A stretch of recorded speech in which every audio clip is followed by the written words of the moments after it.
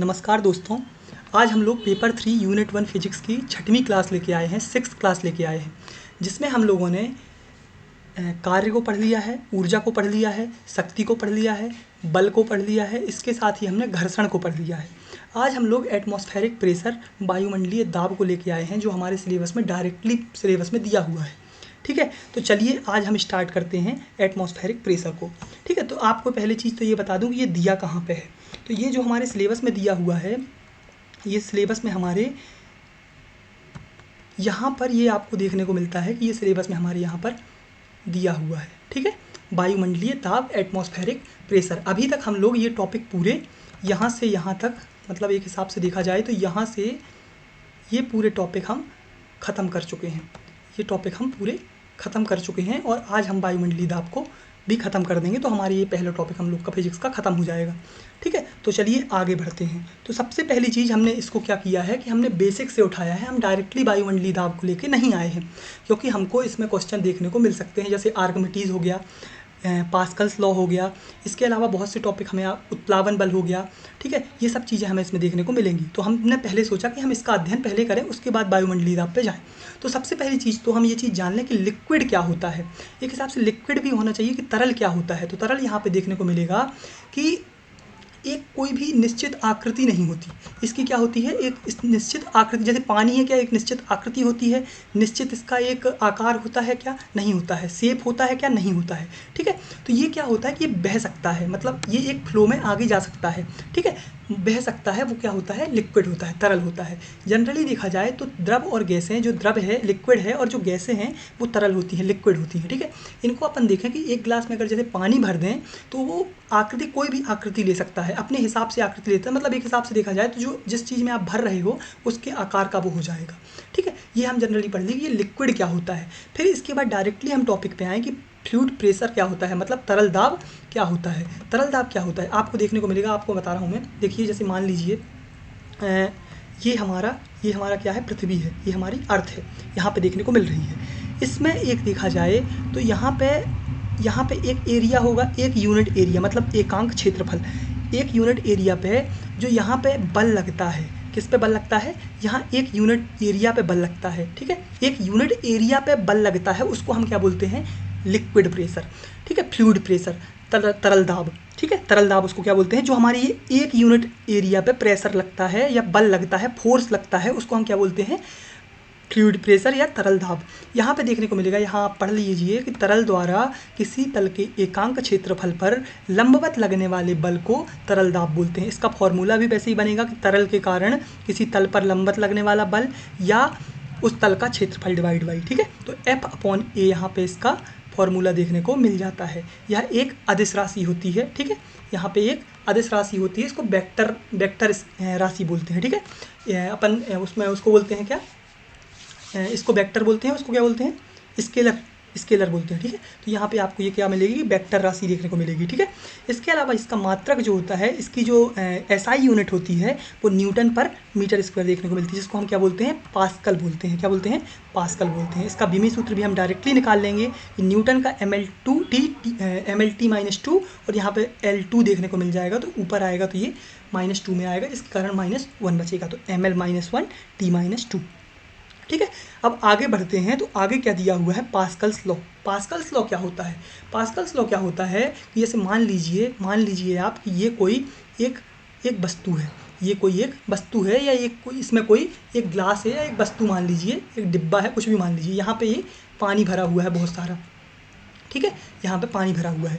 इसमें क्या बोला जाता है कि जो बाहर से इसमें कोई भी फोर्स लगाया जाए, समझ रहे हैं, बाहर से इसमें कोई भी फोर्स लगाया जाए तो ये सभी, जितना जो एरिया यहाँ पे है ना, जितना पूरा पार्ट है उसमें सभी में समान लगेगा, मतलब सब में बराबर लगेगा, सब में इक्वल लगेगा।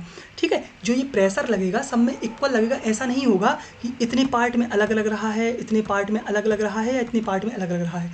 आप कहीं से भी प्रेशर लगाएं तो वो सभी में बराबर लगेगा। देखिए, पास्कल्स लॉ होता क्या है, यदि किसी भाग में तरल पर, किसी भी भरा हुआ तरल है पर कहीं बाहर से दाब लगाया जाता है, प्रेशर लगाया जाता है, तो यह प्रेशर सभी दिशाओं में समान तथा उतना ही लगता है। ठीक है, उतना ही लगता है या समान लगता है। ठीक है, ये क्या होता है, पास्कल्स लॉ होता है। इसका फॉर्मूला आप देखने को मिल जाए तो ये P इक्वल्स टू HDG याद कर सकते हैं आप, ठीक है। इसके अलावा हम आगे बढ़ें, अब हमको सिर्फ इतना ही पढ़ना है, हम बेसिक पढ़ रहे हैं, हमारे सिलेबस में सिर्फ एटमॉस्फेरिक प्रेशर ही दिया हुआ है, ठीक है। इसके अलावा आगे बढ़ें तो आगे जो दिया हुआ है मैंने इसका डेरिवेशन भी बता दिया है कि डेरिवेशन क्या होता है। तो आपको यहाँ पे देख रहे होंगे कि ये एक मतलब एक हिसाब से देखा जाए तो ये एक कुछ डूबा हुआ छड़ दिख रही है इसमें, या एक वो बोलते हैं ना उसको, इसमें प्रयोग करते हैं हम लोग, ठीक है। तो ये यहाँ पे पड़ी हुई मिल रही है। इसमें क्या होता है कि अंदर कुछ भरा हुआ है, इसमें हमने पानी में इसको डाल दिया, यहाँ से प्रेशर, यहाँ से फोर्स लगा रहे हैं और यहाँ से भी फोर्स लगा रहे हैं, लेकिन ये क्या होगा कि सभी दिशाओं में समान लगेगा। इसको प्रूव किया है कैसे, देखिए आपको देखने को मिल रहा है कि जो ये ए वाला भाग है, ये ए वाला भाग है यहाँ पे, तो ए वाले भाग पे P1 इक्वल्स टू क्या हो जाएगा, F1 अपॉन ए हो जाएगा, जितना फोर्स लग रहा है, और ए इसका एरिया हो गया, ठीक है। तो ये आपको F1 इक्वल्स टू P1A देखने को मिल जाएगा। उसी तरह बी वाले भाग में देख लीजिए तो P2 इक्वल्स टू F2A मतलब F2 इक्वल्स टू P2A देखने को मिल जाएगा। यहाँ पे क्या होगा कि आप देखें तो यहाँ पे फोर्स जो लग रहा है वो संतुलन की स्थिति में अगर देखा जाए तो दोनों बराबर लग रहे हैं, जिसके कारण F1 इक्वल्स टू F2 हो जाएगा और यहाँ पे directly P1 equals to P2 आ जाएगा, जहाँ पे ये आपको प्रूफ मिल जाएगा कि भैया ये चीज़ आपको देखने को मिल रही है कि जो प्रेशर लग रहा है आप कहीं से भी लगाइए उस पर बराबर ही लगेगा, हर एक स्थान पर बराबर लगेगा, कोई भी वस्तु है, ठीक है। इसके जो एग्जाम्पल्स देखने को मिलेंगे, एग्जाम्पल्स क्या हैं, हाइड्रोलिक प्रेस देखने को मिल जाएगा, हाइड्रोलिक लिफ्ट देखने को मिल जाएगी, हाइड्रोलिक ब्रेक देखने को मिल जाएगा। तो आप इसको 5 नंबर में आराम से लिख सकते हैं, पास्कल्स लॉ को अगर आ जाता है लिखने को, 11 नंबर में भी आप इसको खींच सकते हैं, ठीक है। अब इसके आगे हम आगे आएँ तो आगे देखने को क्या मिलता है, उत्प्लावन। उत्प्लावन मतलब क्या बोलते हैं इसको, ब्यूएंसी बोलते हैं या ब्यूएंट फोर्स बोलते हैं इंग्लिश में, ठीक है। उत्प्लावन बल आपको देखने को मिलता है, ब्यूएंट फोर्स देखने को मिलता है। इसमें क्या होता है, जैसे मान लीजिए कि हम जैसे यहाँ पे क्या रखा हुआ है, बीकर रखा हुआ है, इसमें हमने क्या किया कि एक कोई वस्तु ली या बॉल ली, इसमें हमने क्या किया, इसमें इसको डुबोने की प्रयास किया, डुबोया हमने इसमें, ठीक है। तो इसमें क्या होता है, जिसमें ये नीचे से जो प्रेशर फोर्स लगता है डुबोने में, जो इससे नीचे से जो फोर्स लगता है इसको हम क्या बोलते हैं, ब्यूएंट फोर्स बोलते हैं। इसको हम अपथ्रस्ट भी बोलते हैं, उत्क्षेप भी बोलते हैं, ठीक है। यहाँ पे हम देखें, पढ़ के देखें तो जब किसी वस्तु को द्रव में डुबोया जाता है तो उस पर ऊपर की ओर एक बल लगता है, जिसे हम क्या बोलते हैं, उत्प्लावक बल बोलते हैं या ब्यूएंट फोर्स बोलते हैं या उत्क्षेप या अपथ्रस्ट बोलते हैं, ठीक है। इसके अलावा हम देखें तो इसको हम FB से प्रदर्शित करते हैं, FB से इसको दर्शाया जाता है, ठीक है। और सबसे बड़ी बात, हमें जो ये उत्प्लावन देखने को मिलता है, ब्यूएंसी क्या होता है, ब्यूएंसी क्या होती है, जो गुण होता है, मतलब जिसका जो गुण होता है, द्रव जो लिक्विड है उसका जो गुण होता है, ठीक है। गुण के कारण यही होता होगा, गुण के कारण जो डुबोई जाती है वस्तु उसके ऊपर बल लगता है, तो गुण को ही तो हम उत्प्लावन बोलते हैं, क्या बोलते हैं, ब्यूएंसी बोलते हैं गुण को, जो गुण लग रहा है, ठीक है, गुण जो इसमें यूज होता है, ठीक है। द्रव के इस गुण को जिसके कारण वह इसमें डुबोई गई वस्तु पर ऊपर की ओर बल लगाता है, उसको हम क्या बोलते हैं, ब्यूएंसी बोलते हैं। इसकी 3 कंडीशंस बनती हैं, या फिर 3 कंडीशंस क्या होती हैं कि जैसे मान लीजिए ये हो गया क्या, उत्प्लावन बल हो गया, ये मोर देन W है, मान लीजिए ये मोर देन W है या इक्वल्स टू W है या इक्वल्स टू W है या क्या है, लेस देन W है, ठीक है। ये 3 कंडीशंस इसकी बनती हैं। तो आपको यहाँ पे मैं इसको प्रूव करके दिखा रहा हूँ। जैसे मान लीजिए यहाँ पे मान लीजिए ये जो उत्प्लावन बल लग रहा है, ब्यूएंट फोर्स लग रहा है, ये अगर इस वस्तु से ज़्यादा होगा, क्या होगा, इस वस्तु से ज़्यादा क्या होगा, ये होगा, तो क्या ये डुबोने देगा इसको, ये वस्तु को डूबने देगा, नहीं डूबने देगा। मतलब यहाँ पर क्या होगा, वस्तु तैरेगी, वस्तु ऊपर तैरती रहेगी, ठीक है। वस्तु जो लिक्विड पे है ऊपर द्रव पे तैरती रहेगी। लेकिन अगर यहाँ पे ये कम हो जाएगा तो वस्तु का वजन क्या हो जाएगा, ज़्यादा हो जाएगा, जिसके कारण वस्तु डूब जाएगी, ठीक है। ये यहाँ पे देखने को मिल जाएगा। और अगर दोनों इक्वल हो गए तो आपको यहाँ पे आधी वस्तु तैरती हुई दिखेगी और आधी इसमें डूबी हुई दिखेगी, इस तरह कुछ दिखेगी, ऐसे कुछ दिखेगी, ठीक है। तो ये 3 इसकी कंडीशंस होती हैं। इसकी यूनिट देख लें, यूनिट भी आपको यहाँ पे जो फोर्स की यूनिट होती है न्यूटन, इसकी फोर्स की यूनिट ही देखने को मिलेगी, जो यहाँ पे न्यूटन देखने को मिलेगी, ठीक है। ये न्यूटन SI यूनिट देखने को मिल रही है न्यूटन, और CGS आपको देखने को मिल रही है डाइन, ठीक है। इसके अलावा हम देखें अगर तो इसका इफेक्ट क्या होता है, इफेक्ट ऑफ अपदृष्ट क्या होता है, तो इसमें इफेक्ट क्या होता है, जो इसका जो हमने ये पढ़ा ना, ये वस्तु दिख रही है, ये वस्तु दिख रही है, इसके कारण क्या होता है कि जैसे एक चीज़ बताइए आप, इफेक्ट कैसे इसमें चेंज होगा। यहाँ से ये उत्प्लावन बल लग रहा है, आप यहाँ पे इसको अंदर जाने दे रहे हो, तो ये क्या होता है कि ये वस्तु के भार में, मतलब वेट में कमी ला देता है। वस्तु का भार जैसे पानी के अंदर जाता है तो इसमें भार में कमी आ जाती है। इसका मुख्य इफेक्ट यही होता है, इसका मतलब मुख्य प्रभाव यही होता है कि इसके भार में कमी आ जाती है, इसको प्रभावित करने वाले कारक देखें, फैक्टर्स अफेक्टिंग द अपथस्ट वो देखें तो आपको यहाँ पे क्या देखने को मिलेगा, दो चीज़ मिलेगी। ये वस्तु जो है, जो ये वस्तु है, ऑब्जेक्ट है, इसको जो डोर है इसका वॉल्यूम कितना होगा, इसका आयतन कितना होगा, आयतन इसको इफेक्ट करेगा। दूसरी चीज़ इसको इफेक्ट क्या करेगा, जो यहाँ पे लिक्विड भरा हुआ है इसकी डेंसिटी इफेक्ट करेगी। ठीक है, कैसे इफेक्ट करेगी, द्रव में वस्तु के डूबे भाग का आयतन जितना अधिक होगा, वस्तु पर द्रव द्वारा लगा उत्क्षेप उतना ही अधिक होगा। मतलब जितना ज़्यादा एरिया, जितना ज़्यादा वॉल्यूम नीचे डूबा हुआ होगा वस्तु का, उतना ज़्यादा नीचे से फोर्स लगेगा, उत्प्लावन बल लगेगा। ठीक है, दूसरी चीज़ घनत्व देखें तो घनत्व जितना अधिक होगा उत्क्षेप भी उतना ही अधिक होगा। ये दो चीज़ें इसको प्रभावित करती हैं, ये दो चीज़ें इसको इफेक्ट करते हैं। ठीक है, अब हम आगे आए तो आगे वाली स्लाइड में देखने को क्या मिल रहा है, आगे वाली स्लाइड में क्या दिया हुआ है, आर्किमिडीज प्रिंसिपल। आर्किमिडीज प्रिंसिपल इसलिए उठा लिया मैंने कि ये क्वेश्चन शायद बन सकता है, ऐसा मेरे को लगता है। ठीक है, तो आर्किमिडीज प्रिंसिपल में अगर देखें तो आर्किमिडीज प्रिंसिपल होता क्या है, आर्किमिडीज प्रिंसिपल क्या होता है कि आर्किमिडीज प्रिंसिपल में क्या होता है कि जब किसी वस्तु को, जैसे मान लीजिए यहाँ पे एक ये बीकर है, यहाँ पे हमने किसी वस्तु को डुबोने का प्रयास किया, मतलब एक हिसाब से द्रव में पूर्ण रूप से, यहाँ पूर्ण रूप से डूब गई या आंशिक रूप से आधी तैर रही है, आधी डूबी हुई है।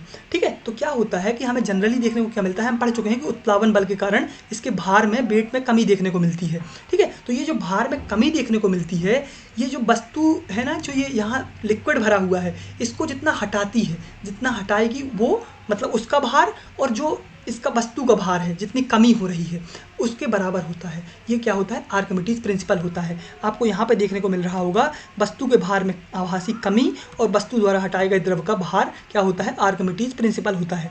हटाए गए द्रव का द्रव्यमान जो देखा जाए तो आयतन, मतलब जितना आयतन है, जितना वॉल्यूम है और जितनी डेंसिटी है, VD हो जाएगा। इसी जगह द्रव का भार देख लीजिए, द्रव्यमान और भार मतलब VDG हो जाएगा। तो यहाँ पे जो आभासी कमी हो रही है W1 - W2 = VDG, आप यहाँ डायरेक्टली लिख सकते हैं। ठीक है, यहाँ पे डायरेक्टली इसको लिख सकते हैं। स्पष्ट है कि वस्तु द्वारा उत्क्षेप भी भार में आभासी कमी के बराबर होता है। ठीक है, ये आप डायरेक्टली इसमें लिख सकते हैं। ये आर्किमिडीज प्रिंसिपल आप 5 नंबर तक इसको लिख सकते हैं आराम से। अब आते हैं हम आगे, अब आते हैं हम आज के जो हमारे सिलेबस में डायरेक्टली टॉपिक दिया हुआ है, एटमॉस्फेरिक प्रेशर। एटमॉस्फेरिक प्रेशर होता क्या है, सबसे पहली चीज़ तो एटमॉस्फेयर क्या होता है, मतलब वायुमंडल क्या होता है। तो आपको मान लीजिए ये पृथ्वी है, कहाँ है, मान लीजिए ये पृथ्वी है। ठीक है, इसके जो 300 किलोमीटर का जो एरिया बाहर का होता है, 300 किलोमीटर का एरिया जो बाहर का होता है, यहाँ पे बहुत सारी गैसेस पाई जाती हैं, यहाँ पे बहुत सारी गैसेस पाई जाती हैं, जैसे ऑक्सीजन हो गया, CO2 हो गया, नाइट्रोजन हो गया, इसी को हम क्या बोलते हैं, वायुमंडल बोलते हैं। ठीक है, अब वायुमंडल हमने पढ़ लिया, वायुमंडल क्या होता है। अब एटमॉस्फेरिक प्रेशर क्या होता है, एटमॉस्फेरिक प्रेशर मैं बता रहा हूँ। जैसे मान लीजिए ये एक तल है, ये हमारी धरती है या ये हमारी प्लेन है एक, यहाँ पे क्या होता है कि यहाँ पे एक इकाई, मतलब एक यूनिट एरिया ले लीजिए आप, एक यूनिट एरिया है, एक यूनिट एरिया पे जो हवा, जो हमारी एयर चल रही है, वो कितना यहाँ पे प्रेशर लगा रही है, कितना प्रेशर लगा रही है, उसको ही हम क्या बोलते हैं, एटमॉस्फेरिक प्रेशर बोलते हैं। ठीक है, क्या बोलते हैं, एटमॉस्फेरिक प्रेशर बोलते हैं। एक यूनिट एरिया पे जितना ज़्यादा हवा द्वारा लगाया गया भार, हवा द्वारा लगाया गया प्रेशर, उसको क्या बोलते हैं, एटमॉस्फेरिक प्रेशर बोलते हैं। ठीक है, यहाँ पे आप डेफिनेशन इसको पढ़ लो, डेफिनेशन में देखने को मिलेगा, पृथ्वी तल के प्रत्येक एकांक क्षेत्रफल एक यूनिट एरिया पर वायु के स्तंभ के कारण लगने वाला भार वायुमंडलीय दाब कहलाता है। ठीक है, इसमें क्या देखने को मिलता है कि जैसे जैसे हम ऊंचाई पे जाएंगे क्या होगा, जैसे जैसे हम ऊंचाई पे जाएंगे उस तरह हमारा एटमॉस्फेरिक प्रेशर कम होता चला जाएगा। उसका कारण क्या होता है कि डेंसिटी मेनली डेंसिटी बढ़ती चली जाती है, सॉरी डेंसिटी बढ़ती चली जाती है। ठीक है, ये हो गया इसका कारण, मुख्य कारण हो गया। ठीक है, डेंसिटी कम होती चली जाती है, सॉरी बोलिए, डेंसिटी कम होती चली जाती है। ठीक है, इसका ये मुख्य कारण हो गया। इसके अलावा देखा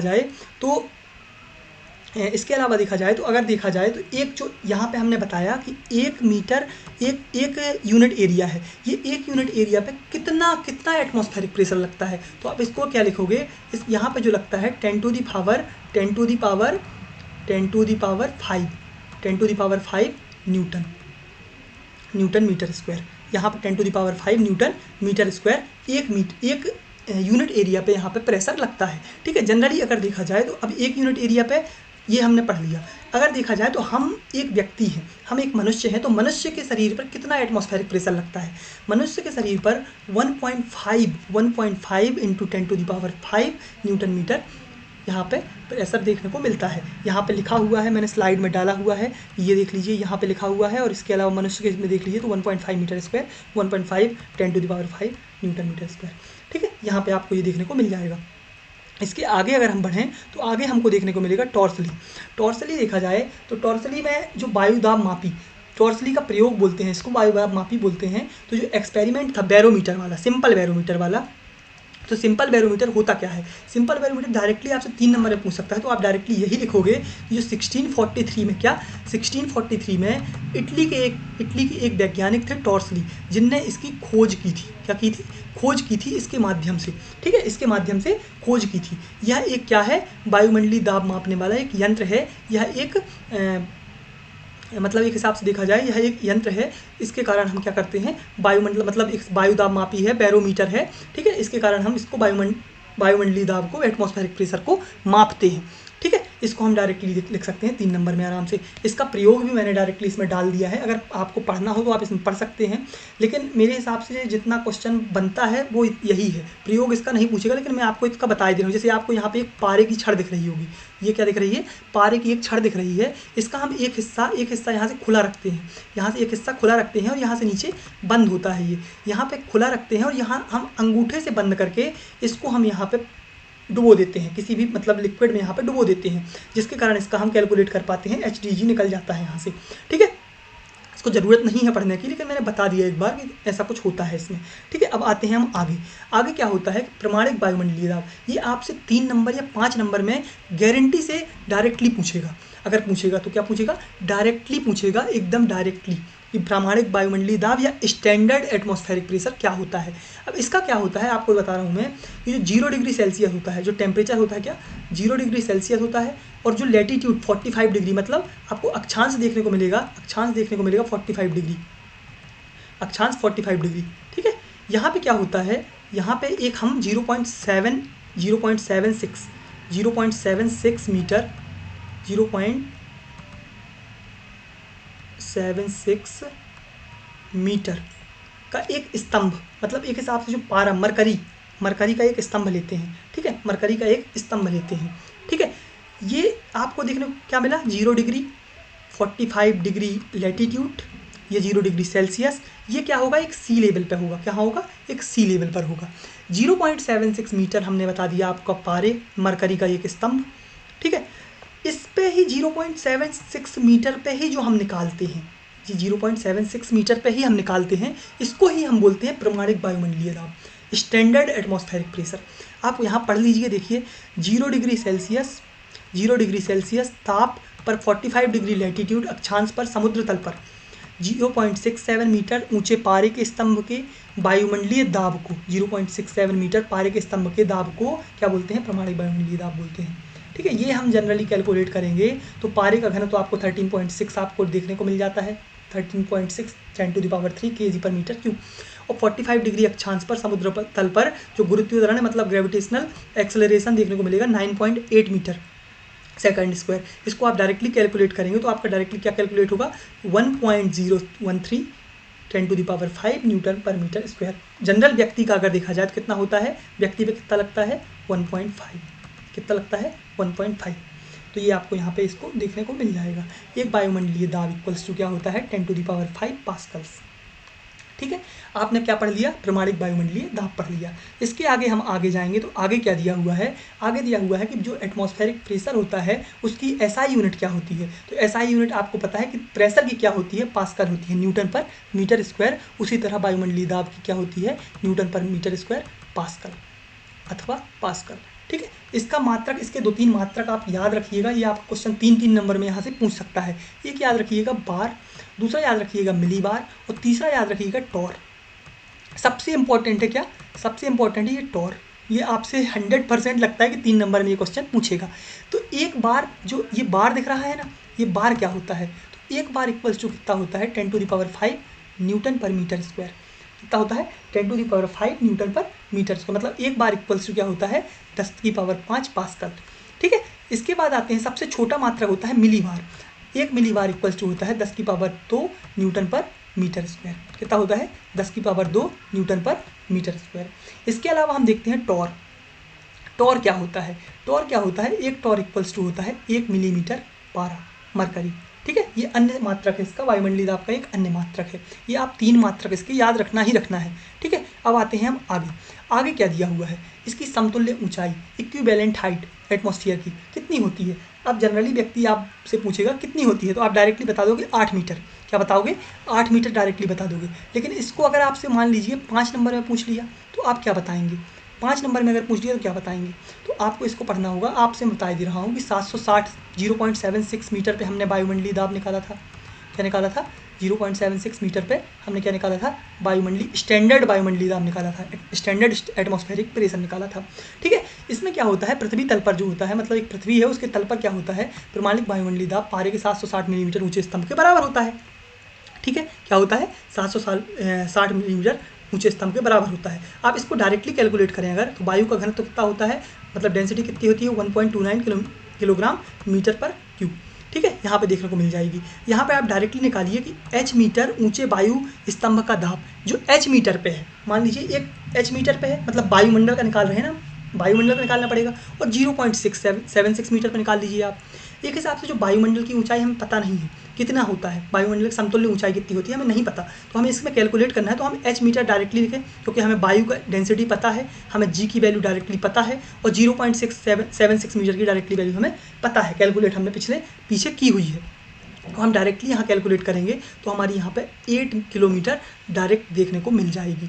मतलब आपको देखने को क्या मिलेगी? इसकी जो इक्विवेलेंट हाइट होती है 8 किलोमीटर होती है। अगर 5 नंबर में पूछता है तो आप इसको कैलकुलेट करके बता सकते हैं कि h मीटर पे कितना, h मीटर पे atmospheric pressure equals to 0.76 metre पे एटमॉस्फेरिक प्रेशर। दोनों को आप कैलकुलेट कर दीजिए, आराम से निकल जाएगा। ठीक है, तो ये हमें देखने को इसमें मिल जाएगा। इसके बाद आपको बता दूं मैं कि ऊंचाई जो होती है, जो हाइट होती है, उसके साथ एटमॉस्फेरिक प्रेशर में क्या चेंजेस आते हैं, क्या वेरिएशंस आते हैं। तो आपको यहाँ पे ग्राफ दिख रहा होगा, एक क्या दिख रहा है? एक ग्राफ दिख रहा है आपको। यहाँ पे क्या दिख रहा है? यहाँ पे दिख रहा है एटमॉस्फेरिक प्रेशर, और यहाँ पे दिख रहा है समुद्र तल से ऊंचाई, सी लेवल से यहाँ पे हाइट दिख रही है। आप यहाँ पे देख रहे होंगे कि जैसे जैसे हम हाइट बढ़ा रहे हैं, जैसे जैसे मान लीजिए यहाँ सबसे ज़्यादा है, यहाँ पे सबसे ज़्यादा है, यहाँ पे सबसे ज़्यादा एटमॉस्फेरिक प्रेशर है। जैसे जैसे हम हाइट को 5 मीटर तक लेके आए, यहाँ पे एटमॉस्फेरिक प्रेशर कम हो गया। जैसे जैसे हम बढ़ा रहे हैं, जैसे जैसे आगे जा रहे हैं, हमारा एटमॉस्फेरिक प्रेशर कम होता जाता है। इसमें जनरली ये देखने को मिल जाता है कि एटमॉस्फेरिक प्रेशर ऊंचाई बढ़ने के साथ कम होता है, एटमॉस्फेरिक प्रेशर हाइट बढ़ने के साथ कम होता है।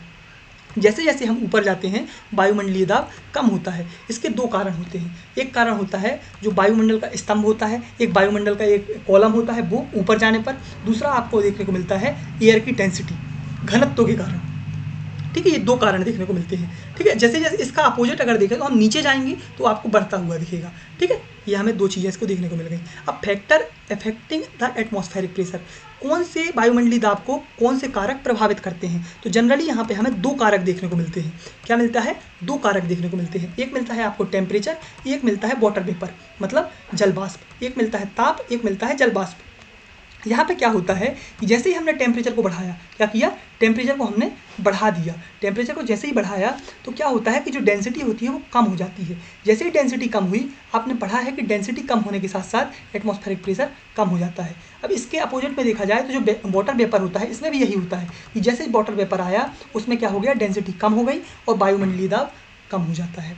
ठीक है, ये हमने इसमें 2 इसके फैक्टर इफेक्टिंग पढ़ लिए। ठीक है, इसके आगे हम आगे आए तो आगे क्या दिया हुआ है? हमने पढ़ा था क्या?